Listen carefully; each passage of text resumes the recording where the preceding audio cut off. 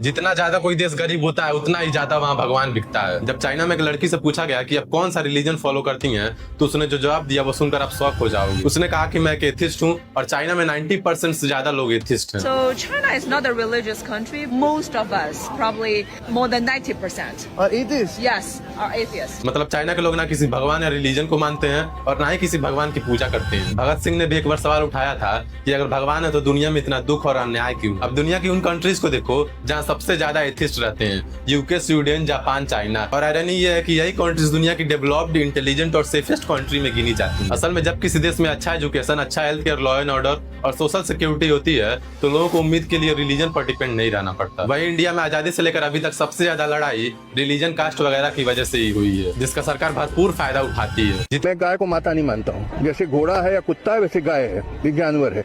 और दुनिया खाती है गाय बीफ, अमेरिका खाती है, यूरोप खाती है, अफ्रीका खाती है, चाइना, रशिया, ऑस्ट्रेलिया, इवन ये अफगानिस्तान, पाकिस्तान, थाईलैंड, हमारे हिंदुस्तान में भी। अभी मैं केरल होके आया हूँ तो मैंने वहाँ भी।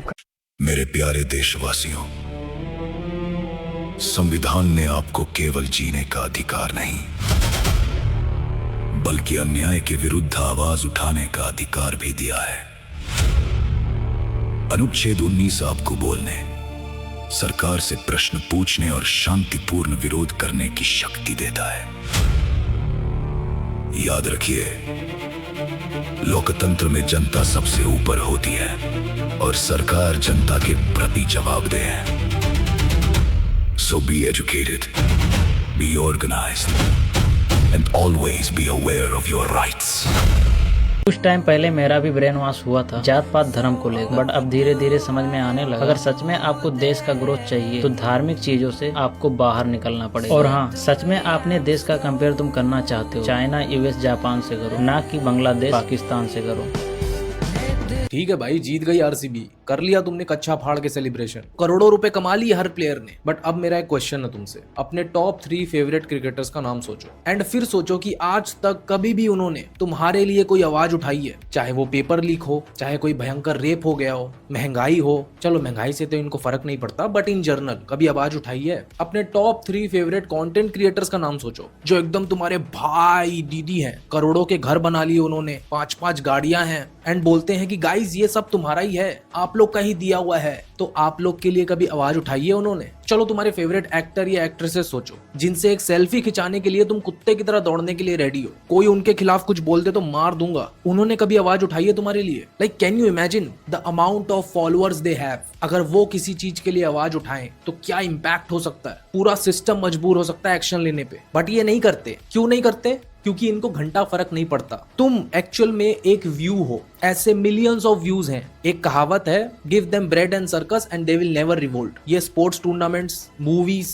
ये व्लॉग्स, ये सब तुम्हारे लिए सर्कस है, दारू की तरह, जिसको देख के तुम कुछ वक्त के लिए ये भूल जाते हो कि तुम्हारी जिंदगी में कितनी फटी पड़ी है। मैं किसी के खिलाफ नहीं हूँ और मेरे इस वीडियो के बाद कुछ बदलने वाला भी नहीं है। मेरा इस वीडियो से बस एक ही पर्पस था, तुमको ये बताना कि कभी भीड़ का हिस्सा मत बनना। इंस्टेड सोचो कि इस भीड़ को मैं रूल कैसे कर सकता हूँ, एंड तुम ये कर सकते हो। तुम इन सेलिब्रिटीज, इन कंटेंट क्रिएटर से अलग नहीं हो, सब यहाँ का खेल है। अगर तुम्हें जेन्युइनली कोई अच्छा लगता है और उस फील्ड से तुम्हें प्यार है तो ऐसा कुछ करो ना कि तुम्हारा हीरो भी तुमसे मिले तो बोले कि भाई मजा आ गया तेरे से मिलके। ये नहीं कि सर सर करके मिल रहे हो क्योंकि तुम्हारी कोई औकात ही नहीं है, क्योंकि जब औकात बनानी थी तो मैं कच्चा फाड़ के सेलिब्रेट कर रहा था। ठीक है भाई, जीत गई आरसीबी। ओशो की ये बात बहुत से धार्मिक लोगों को थोड़ी ऑफेंड कर सकती है, इसलिए इस वीडियो को ध्यान से देखना। तुम कहते हो तुम एक हिंदू हो, पर क्या तुमने कभी सोचा कि तुम हिंदू क्यों हो? तुम कहते हो तुम एक मुसलमान हो, पर क्या तुमने कभी पूछा कि तुम मुसलमान क्यों हो? दोनों में डिफरेंस क्या है? क्या किसी इंसान की हड्डियों को देखकर बताया जा सकता है कि ये हिंदू की है या मुसलमान की?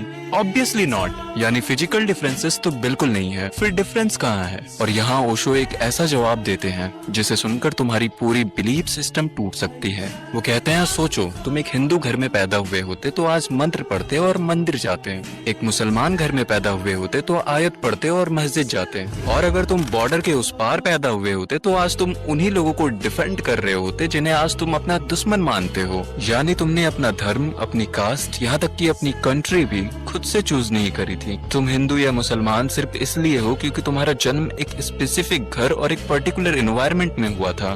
तुम्हारा हिंदू या मुसलमान होना बस एक बायोलॉजिकल एक्सीडेंट था। सो एक बार खुद से पूछना, अगर ये सब तुमने चूज नहीं किया तो फिर तुम्हारी असली आइडेंटिटी क्या है? ओशो की ये बात कभी कभी लगता है अंधभक्त होना शायद सही है, क्योंकि आज के इंडिया में सिर्फ वही लोग हैं। तुम सच बोलने जाओ ना तो तुरंत लेबल चिपका दिया जाता है, देशद्रोही, कांग्रेस का एजेंट, पाकिस्तानी, मुस्लिम। पर सच बोलूं, मुझे गंदू पॉलिटिक्स से कोई प्यार नहीं। मुझे सिर्फ उस नुकसान से मतलब है जो इनकी वजह से हम जैसे मिडिल क्लास और पुअर लोग झेलते हैं। आज तक इस देश में जो भी सच बोला है, या तो उसका अकाउंट बंद हुआ है, या जेल भेज दिया गया, या फिर उसे मार दिया गया। तो फिर बोलो, कौन सी फ्रीडम है ये? क्या सच बोलना पाप हो गया है? क्या सवाल पूछना गद्दारी बन चुका है?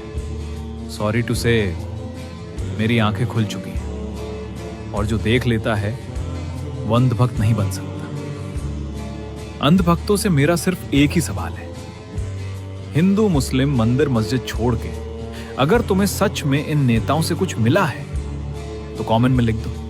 मैं जानता हूं, एक दो रील से किसी की पूरी एजुकेशन बदली नहीं जा सकती, और वैसे भी आज के इंडिया में देश के बारे में सोचना अक्सर अपनी ही जिंदगी बर्बाद करना होता है। कभी कभी लगता है आपके जन्म के कुछ ही समय बाद यह दुनिया आपके लिए एक नाम चुन लेती है, फिर एक धर्म, एक जाति, एक पहचान, और धीरे धीरे आपको सिखाया जाता है कि इन्हीं चीजों के लिए जीना है, लड़ना है और मरना है। आपके सोचने से पहले ही आपकी सोच बना दी जाती है, आपके सपनों से पहले ही इच्छाएं तय कर दी जाती हैं। आपके डर भी आपके अपने नहीं होते, वे इस दुनिया की दी हुई विरासत होते हैं। फिर एक दिन इंसान पूरी जिंदगी उन चीजों को बचाने में लगा देता है जिन्हें उसने कभी चुना ही नहीं था। सच्ची आजादी तब शुरू होती है जब आप यह समझ जाते हैं कि दुनिया ने आपको जो कुछ दिया है उसमें से अधिकतर सिर्फ भ्रम है। समझदार लोग इस सच को स्वीकार करके खुद को खोजते हैं, बाकी लोग पूरी जिंदगी झूठी पहचान के पीछे भागते रहते हैं। खुशी दुनिया की दी हुई चीजों में नहीं है, खुशी उस पल में है जब इंसान यह समझ लेता है कि अपने जीवन का अर्थ उसे खुद बनाना होगा। आपके जन्म के जब हनुमान जी ने सूरज को निगला तो अंधेरा केवल भारत में हुआ या पूरे विश्व में? क्योंकि इस बात का प्रमाण सिर्फ भारत में मिलता है, जबकि सूरज तो एक ही है। और हनुमान जी ने जब सूरज को निगला तो अंधेरा तो पूरे विश्व में होना चाहिए। अगर पूरे विश्व में अंधेरा हुआ होता तो इस बात का प्रमाण भी पूरे विश्व में के लोग दे रहे होते, क्योंकि ये एक छोटी घटना तो है नहीं, ये एक बहुत बड़ी घटना है कि अचानक से सूर्य गायब हो जाना, अंधेरा हो जाना। आज के डेट में छोटे से छोटे चंद्र ग्रहण, सूर्य ग्रहण को लोग नोटिस करते हैं, इसके बात का प्रमाण देते हैं सारे देश। तो ये तो एक बहुत बड़ी घटना थी और इस घटना का प्रमाण भी होना चाहिए था, लेकिन किसी भी देश में इस बात का कोई प्रमाण नहीं है। सिर्फ भारत के लोग ही इस बात को कहते हैं, जानते हैं। ये हिंदू राष्ट्र बनेगा, यही चीज मुझे अच्छा नहीं लगता। पता है, ये जो छोटा सोच है ना तुम्हारा, हिंदू राष्ट्र मुझे नहीं चाहिए, मुझे चाहिए हिंदू दुनिया। हिंदू दुनिया, ट्रम्प के मुंह से मुझे सुनना है जय श्री राम।